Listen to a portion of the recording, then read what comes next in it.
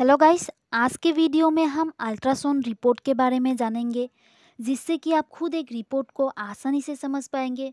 आखिर अल्ट्रासोनोग्राफी होती क्या है? देखिए, एक डिवाइस होती है जिसके द्वारा हमारी बॉडी के इंटरनल ऑर्गन यानी कि शरीर के अंदर के जितने भी ऑर्गन्स होते हैं उसको देखा जाता है। गाइस, ये है हमारा एक अल्ट्रासाउंड रिपोर्ट। इसमें ये जो पिक्चर है इसको यूटेरस कहा जाता है। यूटेरस बेसिकली एक मस्कुलर ऑर्गन होता है जो हमारे शरीर के फीमेल बॉडी के पेल्विस रीजन में पाई जाती है। उसके बाद ये जो पिक्चर है इसका नाम है राइट इलियाक फोसा। ये भी हमारे पेल्विस गर्डल के ऊपर में पाई जाती है, जैसे कि आप पिक्चर में भी देख पा रहे हो। ठीक है, उसके बाद ये है पेनक्रियास के पार्ट, जो आप लोग जानते ही हो स्टोमक के बिहाइंड में होता है और लीवर और गोलब्लैडर के साथ में इसको पाई जाती है।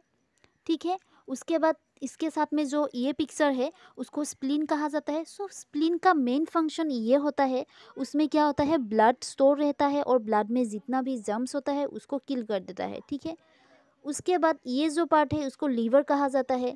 इसमें दो पार्ट्स होता है। इस तरफ का जो पार्ट है उसको आर्टी लोब कहा जाता है, यानी कि राइट लोब लीवर, और इस तरफ का पार्ट को लेफ्ट लोब लीवर कहा जाता है, जैसे कि आप लीवर के पिक्चर में देख पा रहे हो। ठीक है, गाइस, इस वाले रिपोर्ट में जितना भी नॉर्मल और एबनॉर्मलिटी होता है वो लिखा होता है, जैसे कि यहाँ पर आप देख सकते हो liver. Liver is a normal size and shows normal echotexture.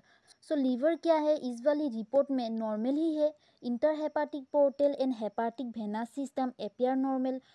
Liver को हेपाटिक भी कहा जाता है। ठीक है guys, no obvious intrahepatic mass lesion is seen. यहाँ पर कोई भी सिस्ट प्रेजेंट नहीं है। Intrahepatic biliary radicals are normal dilated, PV equal to 10 mm। Guys, liver normal ही है इस रिपोर्ट में। उसके बाद है जीबी। जीबी यानी gall bladder. Gall bladder is well distended and shows smooth, no echo reflective calculus is seen in GB. Guys, gall bladder में कोई भी कैलकुली यानी कि पत्थर प्रेजेंट नहीं है और स्मूथ है, इसका शेप भी ठीक है। ठीक है गाइस, उसके बाद है CBD. CBD measures 5 mm with appear normal, ये भी नॉर्मल है। उसके बाद है pancreas. Pancreas is normal in size and shows normal echotexture, इसका टेक्सर भी ठीक है और नॉर्मल है इस वाली रिपोर्ट में। ठीक है गाइस, गाइस, इस वाली रिपोर्ट में पेनक्रियास ठीक ही है, नॉर्मल है, लेकिन अलग अलग रिपोर्ट में अलग अलग रिजल्ट होते हैं, इसलिए आप लोग सभी ध्यान से देख लीजिए। उसके बाद है spleen. Spleen is normal in size with normal echotexture. Spleen भी यहाँ पर नॉर्मल है साइज में। ठीक है गाइस, उसके बाद है किडनीज।